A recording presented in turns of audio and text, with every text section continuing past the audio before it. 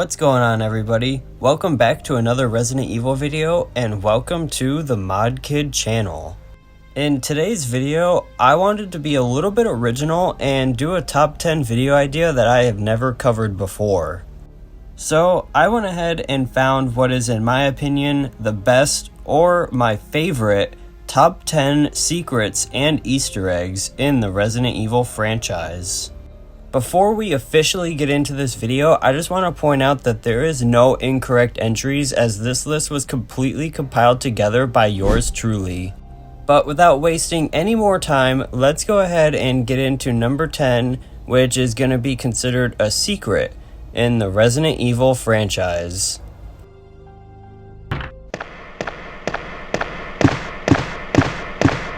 Investigate if you hear any gunfire.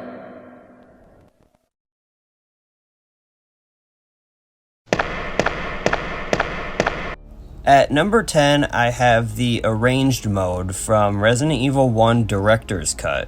Now, the reason why I put Resident Evil 1 Arranged mode up on the number 10 spot is because when the developers were making RE1 Director's Cut and they did Arranged mode, they decided to actually put more time into the background and actually upscale and make the quality quite a bit better for Arranged mode.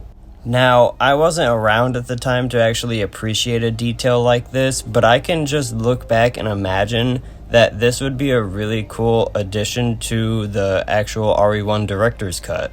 As a matter of fact, I do indeed own Resident Evil 1 Director's Cut, and that is the only version of the OG RE1 that I've actually played.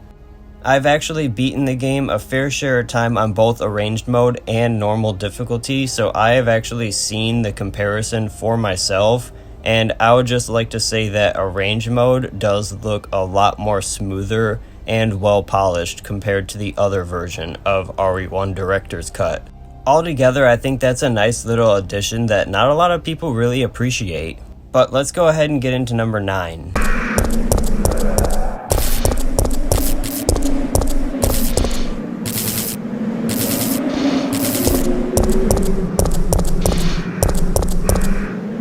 This one is a really small and minor detail / Easter egg in the original Resident Evil 3, but I always just think that it's so cool walking past this while trying to beat the game for myself.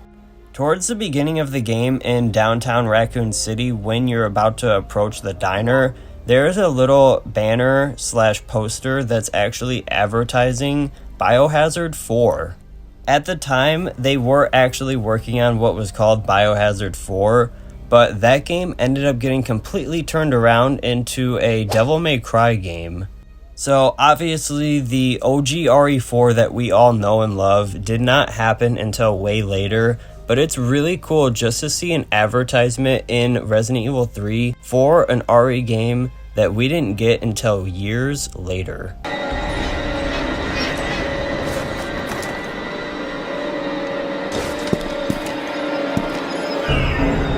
This one's also just a really small kind of Easter egg that is placed inside Resident Evil 6, but it is still one of my favorites because it is just so funny to just go through and experience this while playing the game for yourself.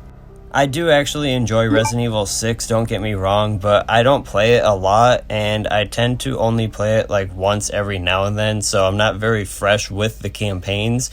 But if I'm not mistaken, I think you can only experience this playground section while playing Chris's story or Ada's story. Regardless, while progressing along with your missions in Resident Evil 6, there is a little section off to the side that is a playground, and when going to it, you can interact with all these playground objects, and you can get cool little scenes of Chris and Pierce going down the slide. That's not something that the developers of Resident Evil 6 had to add, but I'm glad that they did because it was totally just a why not kind of moment when Resident Evil 6 was jam-packed with a bunch of action and a lot of people already considered the game not a true Resident Evil game. But I always like a little taste of humor in games, just like the playground in RE6.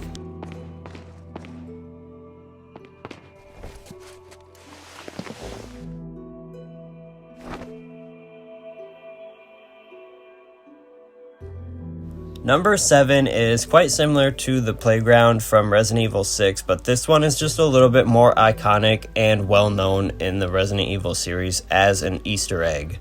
This Easter egg first appeared in the original Resident Evil 4 right before you enter the laser room section, and it later makes an appearance in Resident Evil 5 as well. This one will always be one of my favorite Easter eggs that Resident Evil has ever done, just because I like the little tad of humor and the simplicity behind just simply taking a seat and taking a break for a little bit. This is one of those little secrets and Easter eggs that I wouldn't mind of reappearing again in one of the future RE games, just because it is so simple and does not affect the actual storyline whatsoever, in my opinion. But no time for resting, let's get into number 6, shall we? No! Why am I Lordy? That boulder punching asshole! But you're first! Coming in at number 6 is by far mine and probably a lot of other people's favorite line in Resident Evil 8 Village. When playing RE8 Village and doing Heisenberg's boss fight, there is a section of the fight where in the background you can see Heisenberg's factory come up in flames and completely explode by the doing of Chris Redfield, which is why Heisenberg eventually says the line, "That boulder punching."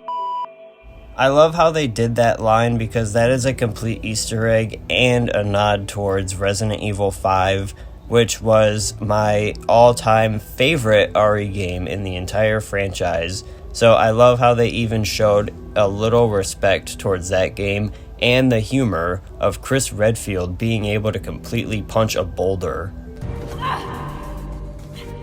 Oh my god, are you okay?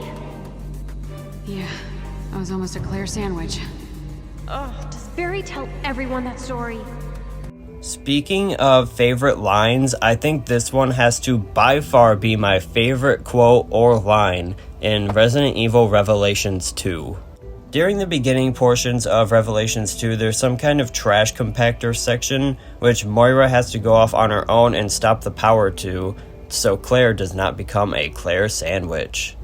I absolutely love when they had Claire say that, because then Moira even follows it up with, "Does Barry tell everyone that story?" Which is obviously an Easter egg and a callback to what Barry says in the original RE1.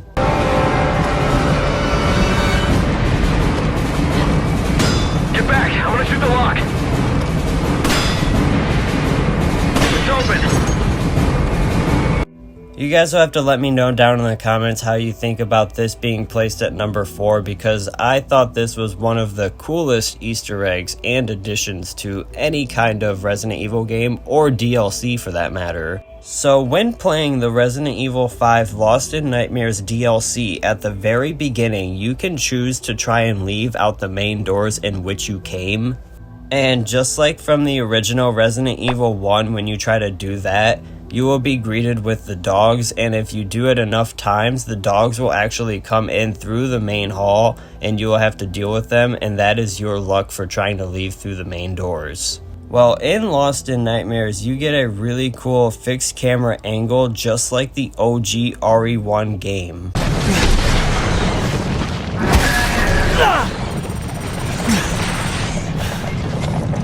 Use it!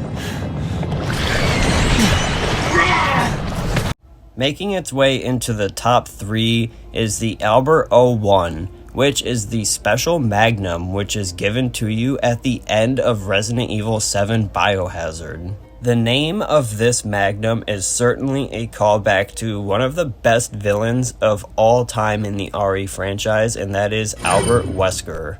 Also, upon further examination, this gun has the STARS logo embedded on it, which is almost like to say that this magnum used to belong to Albert Wesker. Usually at the end of a Resident Evil game, you need a high-powered rocket launcher to defeat the final boss, but it was really cool how they showed that the magnum was the final gun to defeat this boss, and that the gun was titled Albert 01. With how OP Wesker was, if there was a gun named after him, I'm sure that gun would be just as OP.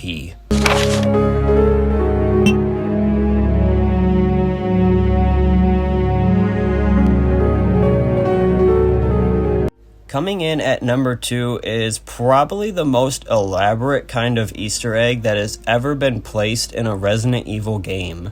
The Rising Rookie photo, or also known as Film D or Photo D, is the secret film that you can find behind Albert Wesker's desk, which when going to the dark room and examining it further, you will find a basketball photo of Rebecca Chambers. I was first introduced to Resident Evil through the OG RE2, and I used to watch my dad play it, and through a little bit knowledge of the internet, he was able to find out about that Easter egg, and when I watched him figure that out for the first time, or at least do that, I was completely shocked.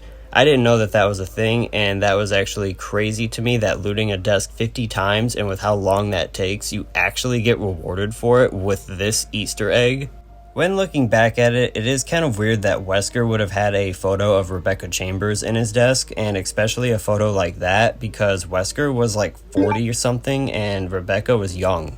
Apparently, Wesker was creeping on Rebecca way back in the day, and I think Leon found a photo in Wesker's desk that he wasn't supposed to find.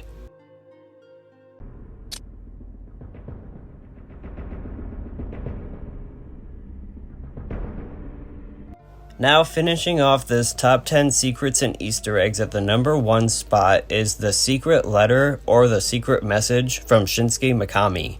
I guess this one would be a little bit more considered a secret than an Easter egg because this one isn't really hidden and can actually be viewable as long as you can complete Resident Evil 1 Remake on Invisible Enemy mode. Invisible enemy mode is exactly what it sounds like. Every enemy is invisible, and if I'm not mistaken, I think it is the hardest difficulty in RE1 Remake. So if you're able to actually beat that mode, you get greeted with a special message from the creator of Resident Evil himself. The message is a really nice little letter that talks about how much he appreciates you for spending time and dedication to the actual series. One thing is for certain is that if you've actually got that letter from Shinsuke Mikami on your TV screen, then you are among a very few amount of rare Resident Evil diehards. And with that being said, that is gonna go ahead and wrap up my top 10 secrets and Easter eggs in the Resident Evil franchise. I really hope you guys did like this video and at least agreed with this list, but if not, go ahead and let your voices be heard down in the comments below and let me know which parts of this you agreed or disagreed with. Also, a very special shout out to my one and only YouTube Pro member, Ico Pro Sam. I post Resident Evil content every day, so make sure you guys subscribe and hit the bell for daily Resident Evil content. And with that being said, I'll see you guys tomorrow. Peace.